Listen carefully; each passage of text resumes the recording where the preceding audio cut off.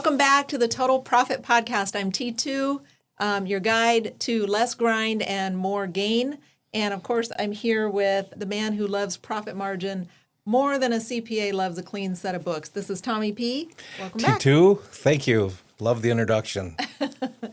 I love today's episode. It's going to be one that I think most owners are really going to love. We're talking about what it feels like emotionally and financially when a founder finally gets paid, right?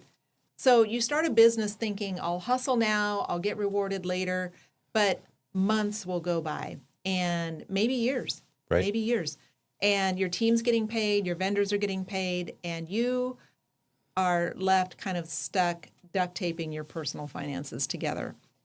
We see it all the time. The founder pays themselves last, and that's only if there's anything left. So, and if not, they just sort of eat that shortfall and they keep pushing, and they've got this dream in their mind, and it's demoralizing.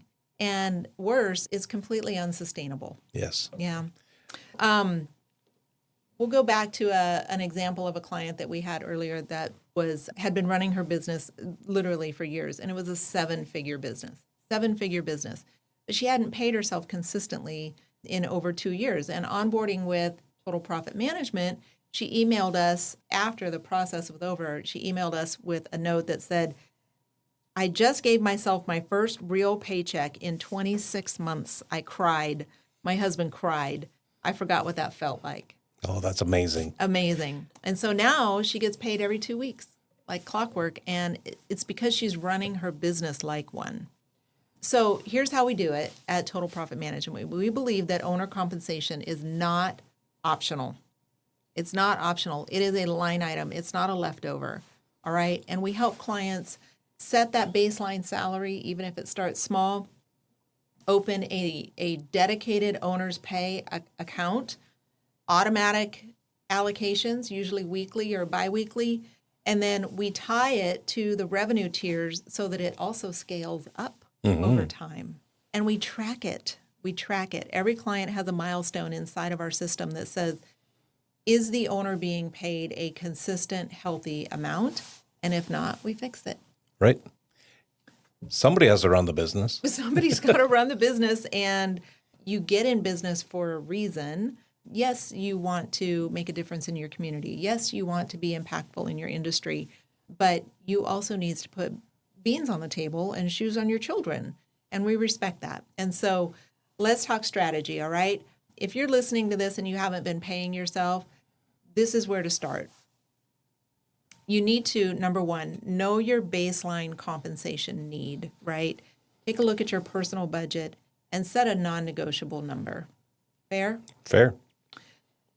Number two, set a percentage-based target. Start with something like 30 to 50% of revenue going toward payroll and include yours in that. Is that fair? We account for that in the overhead. So. We account for that in the overhead. Separate accounts also help keep those lines very clear, where those lines need to be. So keep owner's pay in its own account, and that separation creates a lot of discipline. You can be an owner and the employee at the same time. Right. Create that segregation and, but you are an employee of the company. Build quarterly profit distributions. I know you do that with Total Profit Management. So beyond your salary, you're stashing extra profit into a separate reserve, and you pay yourself quarterly, and it's time to celebrate, and it's time to grow. Exactly. That's so much fun. And don't forget taxes. Speak to taxes for me just a little bit.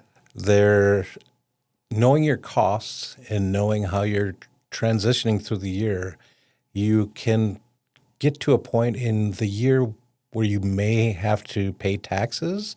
So you get a great tax consultant to help you maybe improve a piece of equipment or add a piece of equipment or add a person to help you. But you know what the profit is before you talk to your tax person. And it's like you call them up and say, we got a problem, let's fix it. And it's a positive problem. We will guide clients to allocate 15 to 25% of their revenue into a tax reserve as well, so that when April comes around, it's not not a gut punch. right? There's no surprises. You know what your accountant is going to say is what you Nobody always likes say. surprises. Yeah, you always know what I like that you say that. You know what your accountant is going to say. So this is phase 5 of the performance margin zone. And this is where the identity shift gets emotional.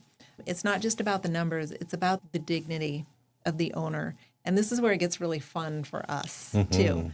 So when you start getting paid like a CEO, you start acting like one. Is that fair to say? Oh, absolutely. You stop playing defense and you start leading from the front. This week, we challenge you to stop treating your pay like an afterthought. It's not an afterthought. Pick a number, all right? Even if it's just $100 a week. Pick a number and start now and start being disciplined about it and set it aside. And if you're ready for structure and support and some celebration, when those checks start rolling in, then come see what Total Profit Management's onboarding really looks like, and you'll never go unpaid again. All right?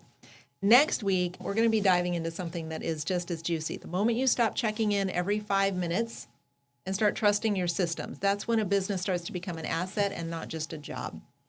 So let your systems do the sweating, I guess, is a way to put it, right? Until then, It feels odd to pay yourself, but it's what it's meant to be. So when you get to that point, step back, take her cool. It's going to be okay.